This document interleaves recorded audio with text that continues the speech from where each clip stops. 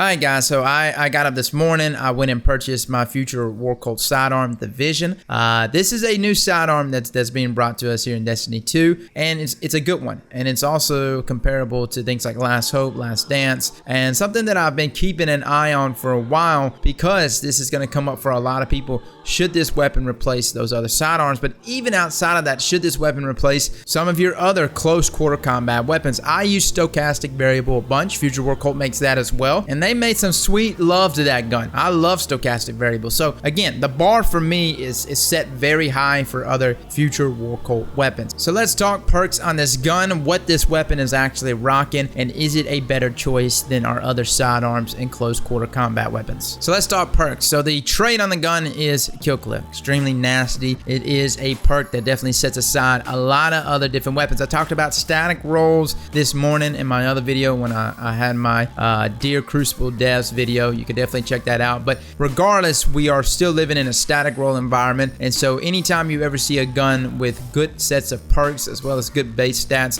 you want to snag it. So Killclip is probably one of the most desired perks on a gun. It also comes with accurized rounds and appended mag. Now appended mag, you can use that for things like PvE. Accurized rounds is going to be what you want throughout PvP. Now accurized rounds, there's a lot of debate between accurized and ricochet rounds. Which one is the better range perk? You know, ricochet rounds indirectly buffs range, and accurized rounds also buffs range. Regardless, you want one of these two on your close quarter combat weapons because it's the thing that's going to stretch it and allow you to essentially maintain shots at lengths probably outside of what sidearms should be hitting. Now I've got some different sights here, and I mess with all of them.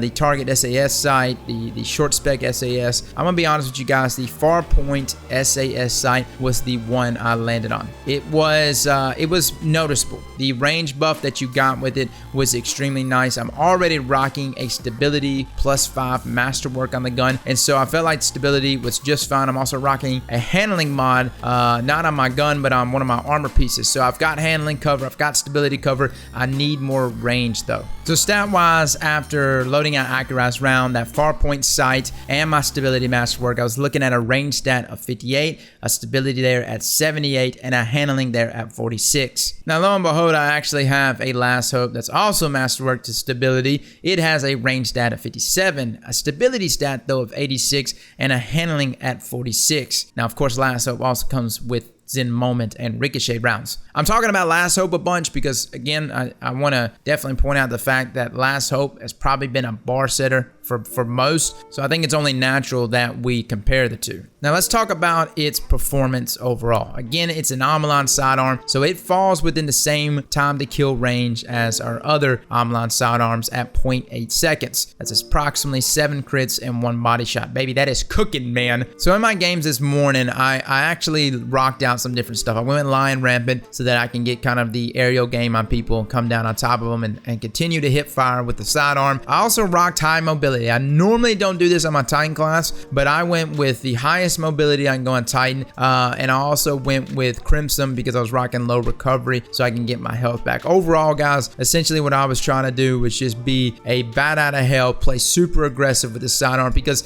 that's what these sidearms reward. They reward aggressive play. Now, Killclip is definitely what makes the gun super nasty. I mean, once you activate Killclip, your crit shot now goes from 26 to around 34, maybe a little bit higher. I don't know if I had any damage fall off, but I saw a couple of 34s being hit in there, and your body shots were hitting at 26. So essentially, if you can get Killclip going, man, you're about to chew through entire teams with that. The only problem is, of course, if you might be rocking something like a high mobility build, like I said, you might get yourself in a sticky situation with either no health or low resilience or something like that. So is this sidearm the playmaker that we were hoping it to be? I think it has potential to be that playmaker.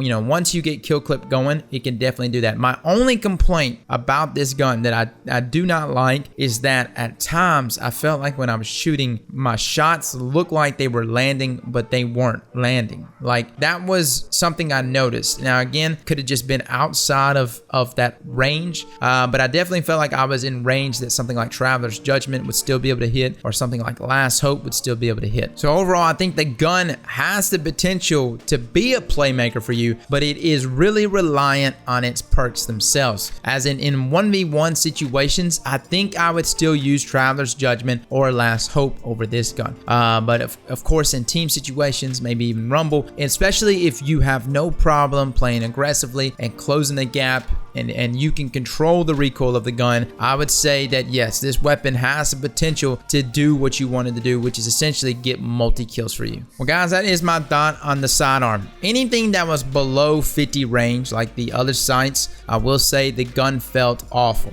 I felt like I was not connecting with it. So definitely, before you rule the gun out and just say it's terrible, I would say try out that bottom sight just to see how it feels. Go with the stability mod on the gun to still keep that stability close to 80. And again, the trade-off for sidearms is aggressive play. You know, playing either a high mobility build or something like Lion Rampant in my situation, where I was just trying to play the vertical game and snag those headshots or those hip fire shots when coming down on enemies. Fellas, that is my thoughts on the sidearm. Let me know in the comments below what you think about it, guys. I curious, man. So guys, again, thank you so much for watching this video, and as always, slap that like button like your mama told you right.